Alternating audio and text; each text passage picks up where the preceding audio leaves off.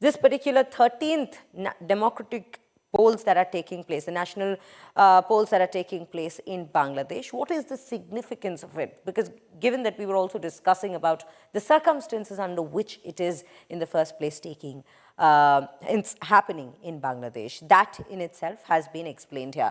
This is the first election, of course, post the ouster of Sheikh Hasina, which is what makes it very important, because so far Bangladesh was under the leadership of an interim head, which was Muhammad Yunus, and now it will be the turn of the people to choose who exactly do they want to be governing them at this point, and that too under such tensions with the country being on edge, will shape the future of India-Bangladesh ties as well. Because remember, there has been a sort of tension and strain that's featured the India-Bangladesh ties ever since Sheikh Hasina has been in exile and in India at the same time. There have been questions that's been raised.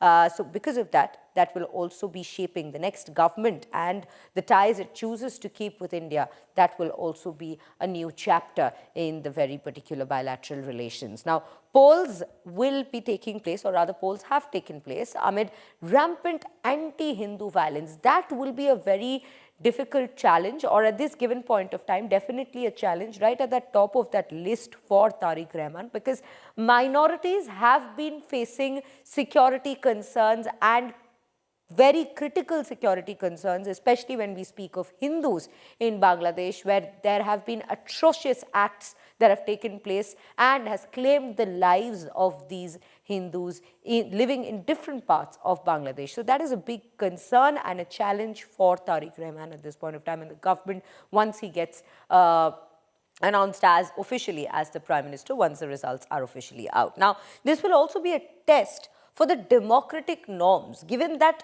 there has been a major political upheaval in Bangladesh. There has been protests right at the helm of matters there, which has not just upturned the regime within the country, but also resulted in the ouster of a sitting Prime Minister, that was Sheikh Hasina, resulting in her exile. So Bangladesh always, of course, politics is such that we see landscapes and circumstances changing at all given points of time. This is a time of volatility for Bangladesh. So democratic norms, this will be a big test, a litmus test for democratic norms and how they are maintained in Bangladesh. Again, if we look at the minorities, and as we were mentioning, rights of the minorities being at stake, that is also very, very crucial given the kind of situations we have seen pan out in the neighboring country. And this is something, remember, it has been taken note not just by India at this given point, but by the world. There have been comments, there have been remarks that's been made by world leaders about the situation of minorities in Bangladesh, because it's a human rights concern at the end of the day when we speak of the very rights of these minorities and how they have been violated.